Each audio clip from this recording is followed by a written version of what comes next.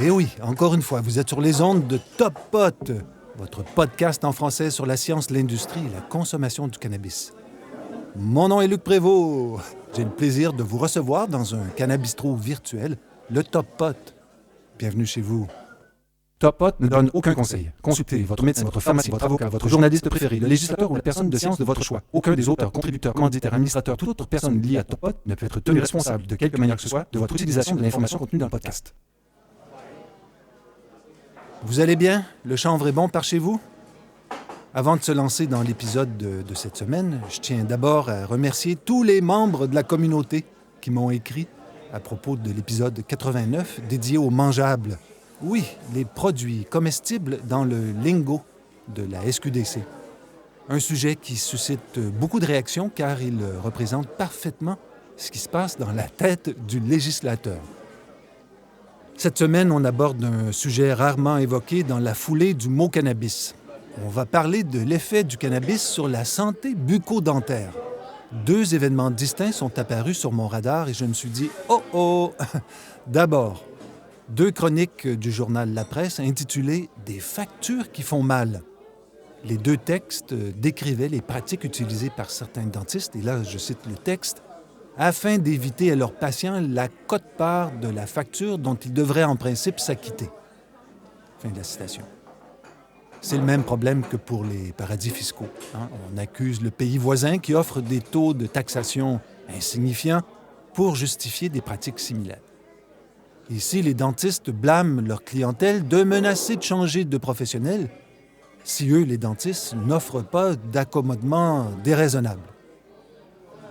Mais on n'est pas ici pour faire le procès d'une corporation qui force les citoyens à se rendre à la Bibliothèque nationale pour consulter la grille de tarifs suggérée de l'industrie. Je retiens surtout le fait qu'un article qui a fait beaucoup de clics numériques mérite une suite. OK, vous le savez, quand je suis au comptoir du Top Pot, une seconde. Hé, Marie-Jeanne! Ouais. Ah, OK. Mon habituel, alors. Merci. OK. Je disais quoi? Ah oui. 2 événements. Le premier, la série d'articles dans le journal La Presse. Et le deuxième événement est plus intéressant. J'ai vu passer une conférence organisée par Para-Implanto. I-M-P-L-A-N-T-O. Et para comme dans para. Para-Implanto est une clinique qui offre des services de parodontie et d'implantologie. Elle affirme être la première clinique au Québec à maîtriser et à utiliser la technologie du laser périolase, qui constitue, semble-t-il, une alternative aux chirurgies parodontales. La conférence donnée par Purnima Kumar est intitulée « Getting into the Weeds, Marijuana and Oral Health ». En français, « S'aventurer dans les méandres ou dans les hautes herbes, marijuana et santé bucco-dentaire ». Madame Kumar est une grande spécialiste du domaine qui a publié plusieurs papiers. On va y revenir. J'ai écrit à Para-Implanto pour en savoir plus. J'ai reçu une très belle réponse de Roxane Langelier, très rapidement en plus, merci beaucoup, qui est coordonnatrice aux communications dentaires de la clinique. Madame Kumar serait donc la plus grande experte du sujet. Nous ne connaissons aucun spécialiste traitant du même sujet au Québec à ce jour, me confie Madame Langelier dans son courriel. Cette conférence a lieu le 24 février 2022, dans quelques semaines, à 19h, et les curieuses trouveront un lien pour s'inscrire dans les notes de l'épisode. Le coût est de 25 $. Cet épisode de Top Pot n'a absolument pas la prétention de remplacer une spécialiste mondiale du sujet. Quand même. Par contre, il est parfaitement légitime de s'intéresser au sujet en attendant sa conférence à laquelle je me promets d'assister si j'ai le temps. Alors, je vous pose la question qui reprend le titre de l'épisode. Est-ce que vous croyez que le fait de fumer du cannabis a un impact sur votre santé bucco-dentaire? Juste une seconde. Hey, merci MJ.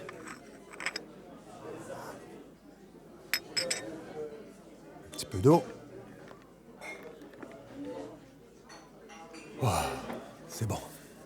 OK, de retour.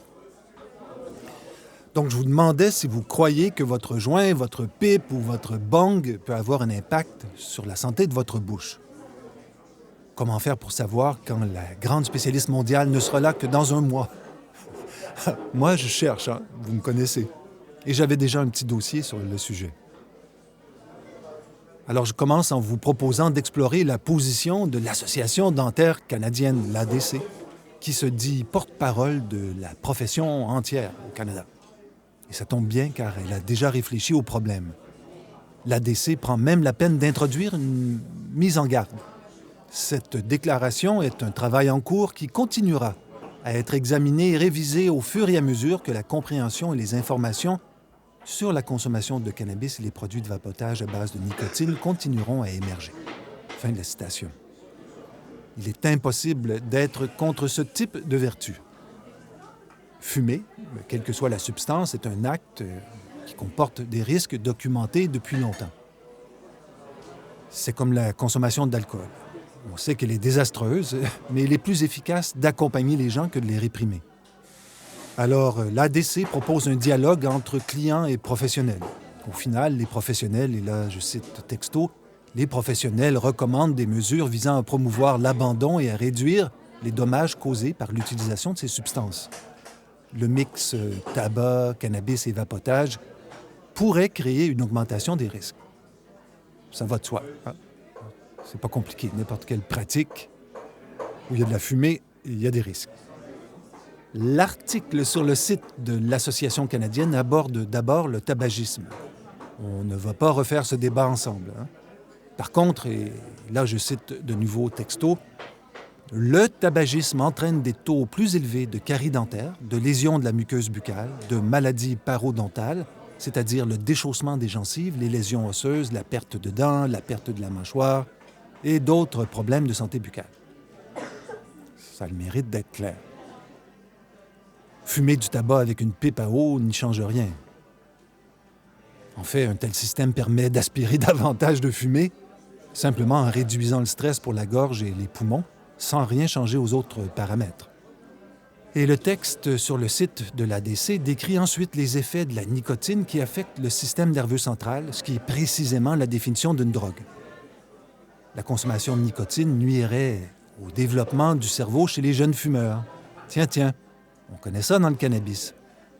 Mais ce n'est pas une raison pour fermer les commerces de cigarettes autour des écoles primaires. Pour le pot, il faut. Pour la cigarette, c'est pas pareil. Il s'agit juste de les cacher derrière le comptoir, ça suffit. Puis l'article aborde le cannabis avec des mauvaises informations sur le nombre de cannabinoïdes présents dans le cannabis. Mais ce n'est pas une raison pour bouder le reste du contenu qui nous informe que le cannabis partage avec le tabac certains produits cancérigènes communs, tout en mentionnant au passage que les consommations de cannabis associées à l'utilisation du tabac causent des problèmes particuliers, dont celui d'établir des liens de causalité plutôt que de simples corrélations. Bonjour la France! Je dis ça parce qu'en France, c'est presque impossible de fumer du pot sans fumer du tabac. Donc, c'est le moment de définir les principaux mots que nous allons utiliser. Le mot paradonte veut dire grosso modo à côté des dents, para et dents. Mon dictionnaire dit qu'il s'agit de l'ensemble des tissus de soutien qui fixent les dents au maxillaire. Une leucoplasie, L-E-U-C-O-P-L-A-S-I-E, eh bien, c'est simplement une muqueuse qui se couvre d'une couche cornée, comme on peut avoir sur le bout des doigts, et des taches blanchâtres. Donc ça, c'est une leucoplasie. Une muqueuse, c'est pas compliqué, ça vient du latin mucus et cela concerne tous les membranes lubrifiées qui recouvrent des cavités dans l'organisme humain. Vous, là, vous pouvez nommer combien de muqueuses différentes? Il y a évidemment la muqueuse buccale, mais aussi les muqueuses nasales, intestinales, olfactives, pituitaires, urétrales et vaginales. Il y en a d'autres aussi, mais on se comprend. Il y en a assez pour l'instant.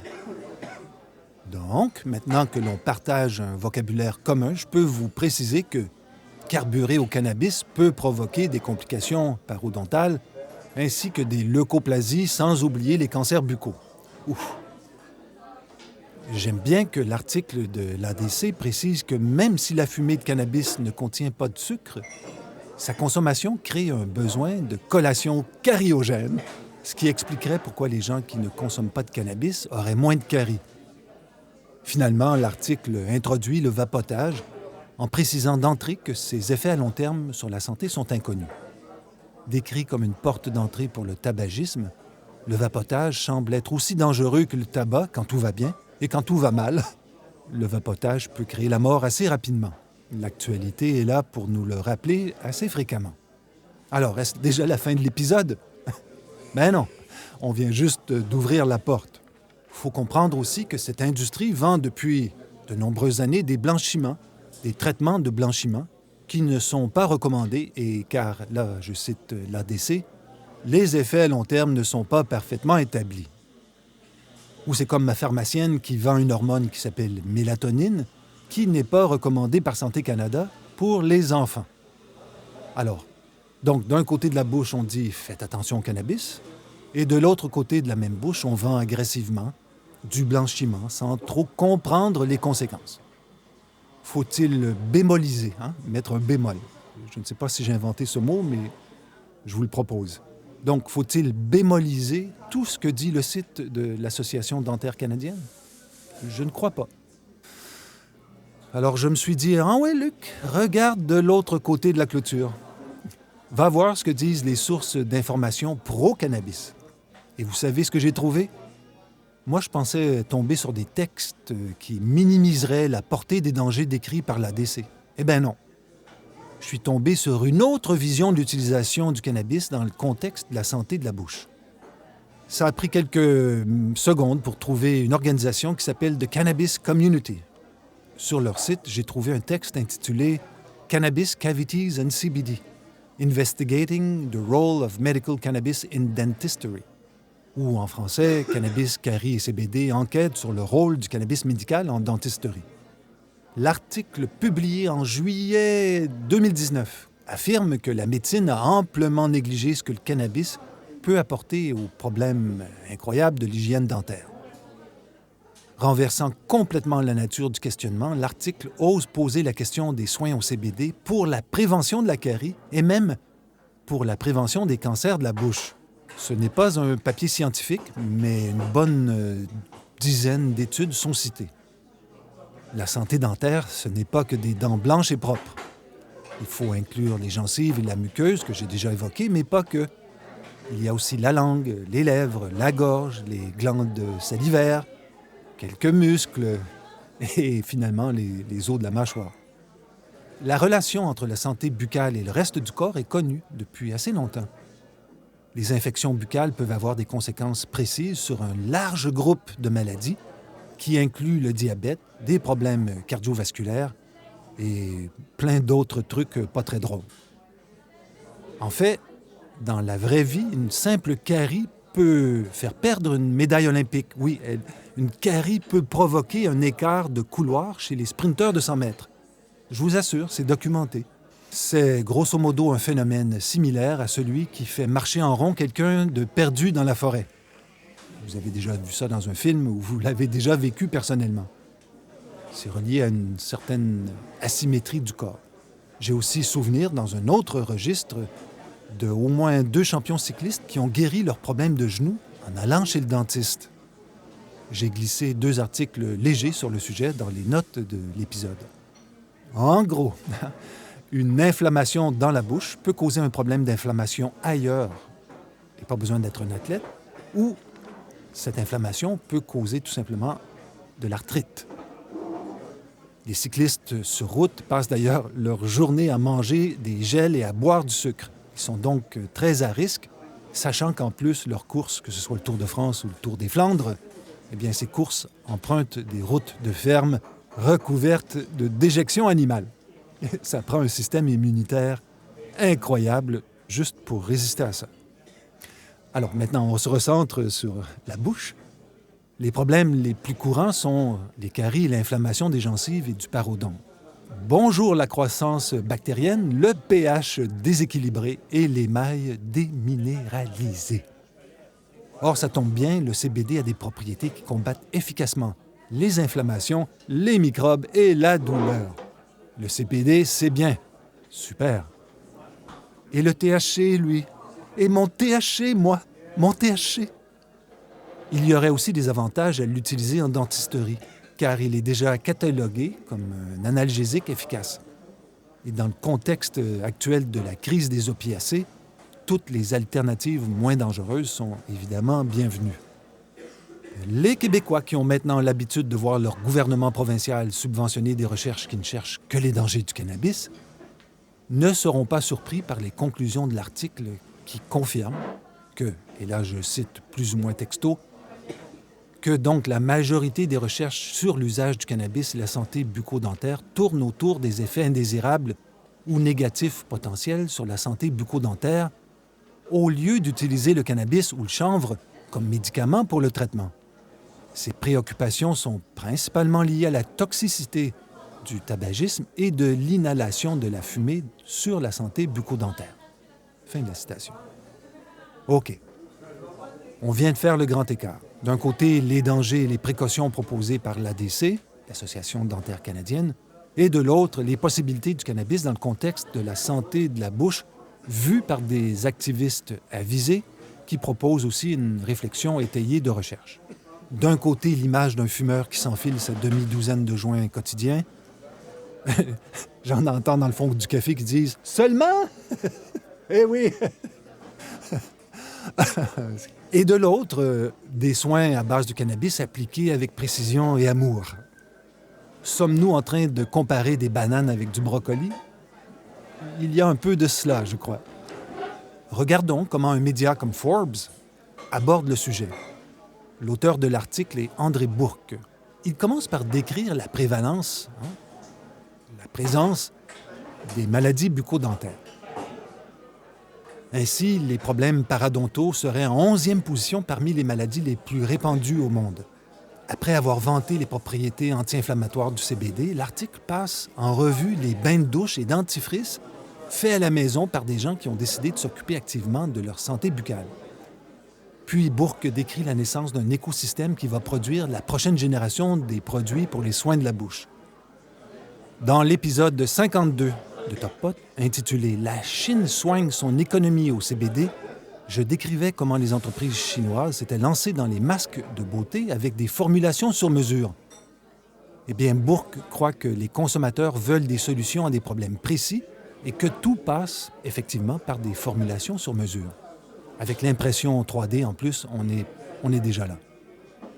Par contre, toutes ces années de prohibition ont nui à l'innovation et le processus de captation de la propriété intellectuelle est encore mal rodé, ce qui perturbe une seconde fois l'ingéniosité commerciale et la recherche scientifique.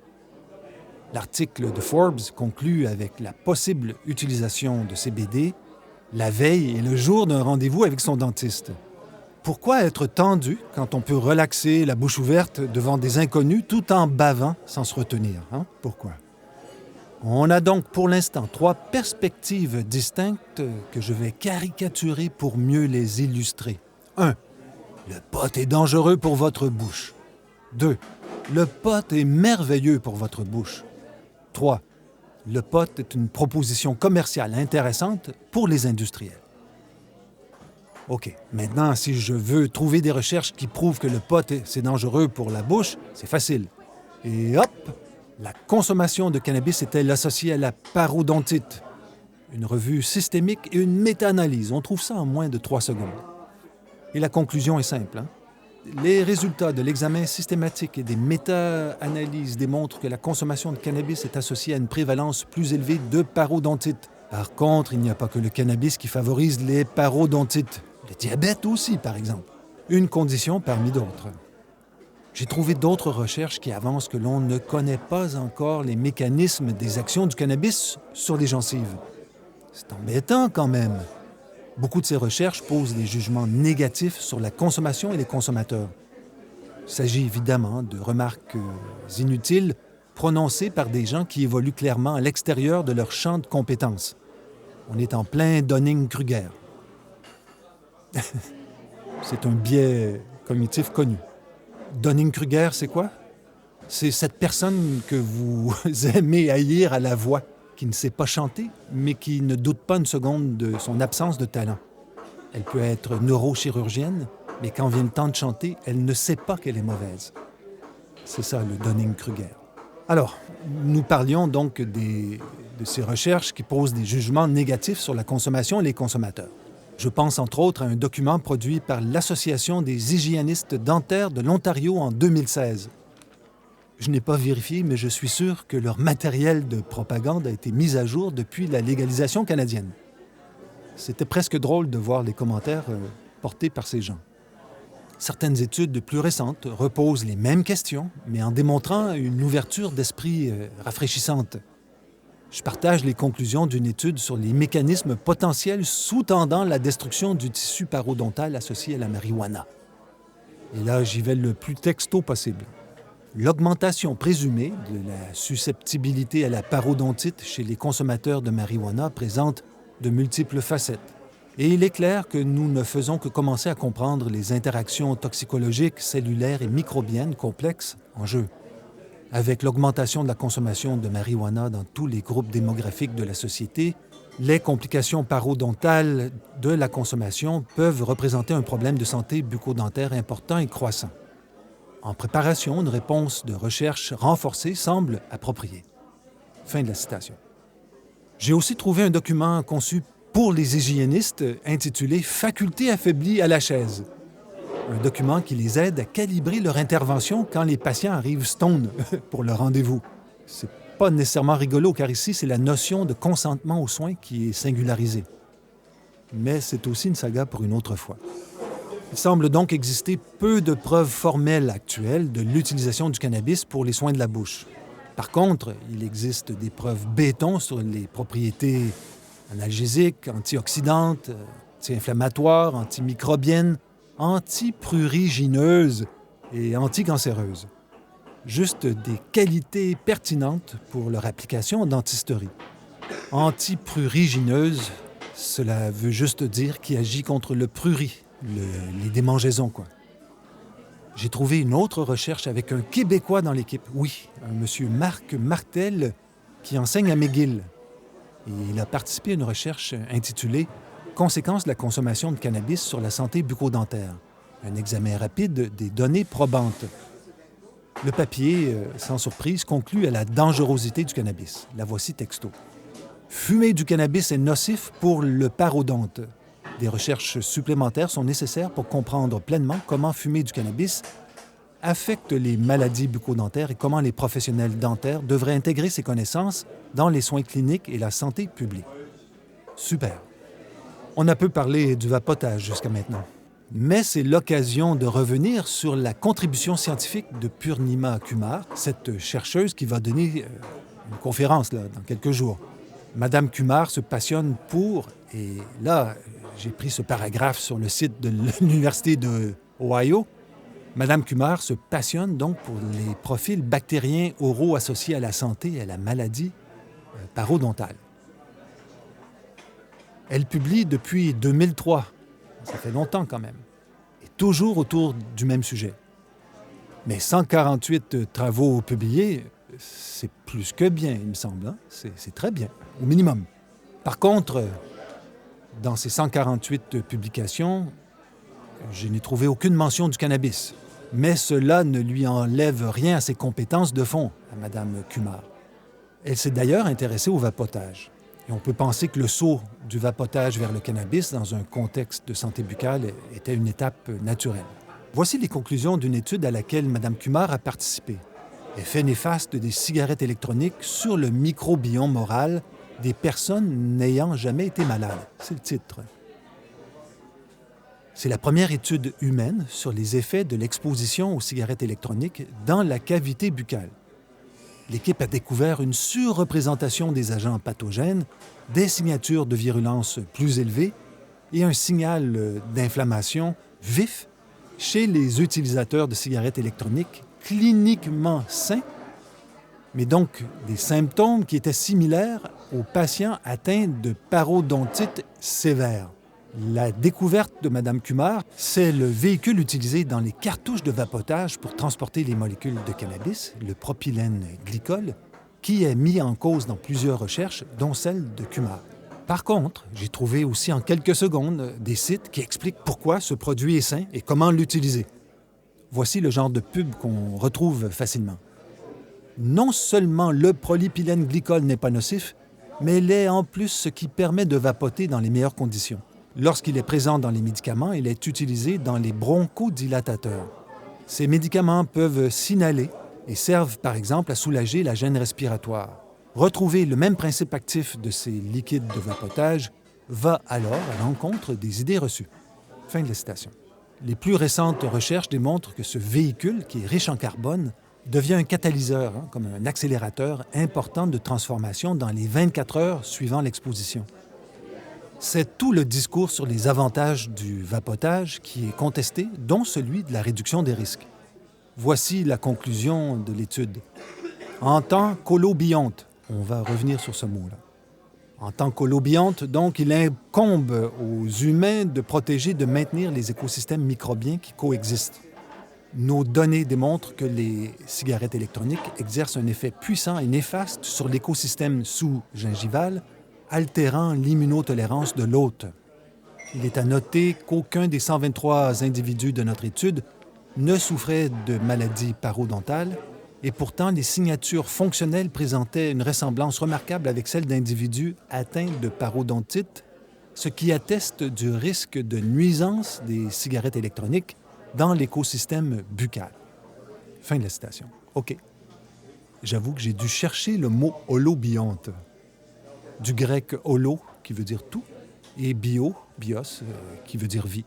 Le terme holobionte décrit donc tout simplement un hôte et tous ses microbes.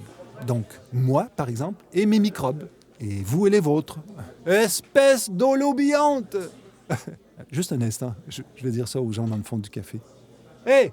Espèce d'holobionte! C'est mieux qu'ostrogoth. Revenons à notre sujet. Dans une entrevue pour le magazine Inverse, notre chercheuse dit ceci. Lorsque les bactéries du microbiome buccal sont exposées à de la vapeur, elles se recouvrent d'une couche gluante, explique Kumar. Cette couche de bave rend difficile la fixation des bactéries saines sur la colonie, mais n'empêche pas les caractères pathogènes de s'accrocher. Cela crée un environnement encore plus virulent. Fin de la citation. J'attire notre attention sur le fait qu'en anglais, le mot bave est traduit par slime. C'est un mot très, très fort.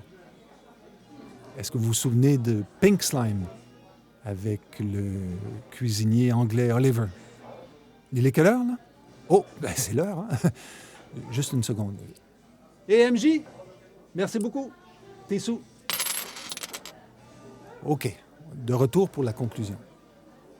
Le titre de l'épisode 90 est « Je fume du cannabis. Ma bouche est en santé? » Que pouvons-nous comprendre des dangers de la consommation du cannabis par combustion de joints, de pipés ou de bongs? Au minimum, on peut comprendre que ces dangers existent. C'est ce que je dois assimiler de mes lectures. Est-il possible d'être un consommateur de pot tout en ayant une bonne santé buccale? Je connais des dentistes qui fument du pot. Mais je ne suis pas leur dentiste, donc je ne sais rien de leur propre santé buccale. Je lis depuis des millions d'années que le cannabis est mauvais pour la santé physique générale. Les plus récentes recherches, sans encourager à consommer, contredisent ces affirmations populaires qui relèvent soit d'une sérieuse désinformation, soit de biais cognitifs évidents. Des champions olympiques consomment du cannabis, d'autres préfèrent l'alcool. Et parlant d'alcool, peut-on, juste vous et moi, se questionner 2 secondes sur les dangers de l'alcool par rapport à la santé bucco-dentaire? Eh bien oui, on peut. Le cannabis, c'est dangereux. La cigarette de tabac, aussi. Mais l'alcool, j'ai trouvé un site américain qui s'appelle The Oral Cancer Foundation. Et voici ce que l'on peut lire sur sa page d'accueil. L'abus d'alcool est le 2e facteur de risque le plus important pour développer un cancer de la bouche. Et là, encore une fois, je cite texto. L'effet de l'alcool sur la bouche peut être la clé pour comprendre comment il agit avec le tabac pour augmenter le risque de développer un cancer. L'effet déshydratant de l'alcool sur les parois cellulaires renforce la capacité des substances cancérigènes du tabac à pénétrer dans les tissus de la bouche. En outre, les carences nutritionnelles associées à une consommation excessive d'alcool peuvent réduire la capacité naturelle de l'organisme à utiliser les antioxydants pour prévenir la formation des cancers. Fin de la citation. Une simple exploration de quelques minutes sur des sites de dentistes au Québec laisse clairement entrevoir que l'ennemi numéro 1 de la santé de la bouche est d'abord l'alcool suivi de la cigarette. Et le combo des deux, c'est le pire. Et alors, c'est le temps de revenir au cannabis, qui n'est pas une plante magique. Il faut l'étudier plus que jamais, à cause de la légalisation canadienne, qui va accélérer certaines tendances qui sont invisibles pour l'instant. Mais aussi pour recentrer nos attentes. Je le répète, le cannabis n'est pas une plante magique. Ses atouts sont remarquables, mais il n'y a pas de magie. Plus fondamentalement, et je sais qu'il y a des gens pour qui c'est une hérésie, il est important de réfléchir aux autres modes de consommation. Si j'élimine toute forme de combustion, les dangers pour la santé de la bouche disparaissent en fumée, en théorie en tout cas. Et comme voie alternative, pas de surprise, je pense évidemment aux nano-émulsions. Mais pas que. On va en rediscuter assurément. Et évidemment, la meilleure réponse à la question « Je fume du cannabis, est-ce que ma bouche est en santé ?» Cette meilleure réponse est de consulter votre dentiste. Ce n'est pas parce que le législateur québécois exclut le dentiste des soins gratuits de la santé qu'il faut le bouder. Sans doute un oubli du législateur ou probablement une vision tronquée de la santé. Entre les dangers qui ne peuvent être exclus pour l'instant et les propriétés médicales découvertes presque à chaque semaine, le cannabis continue de fasciner et de diviser. Croire qu'un jour tout sera coulé dans le béton des certitudes est une erreur. La vie est une danse, et une danse n'est qu'une série de pertes d'équilibre enchaînées plus ou moins harmonieusement. On peut se marcher sur les pieds et sourire. C'est la relation que je nous souhaite tous avec les professionnels de la santé.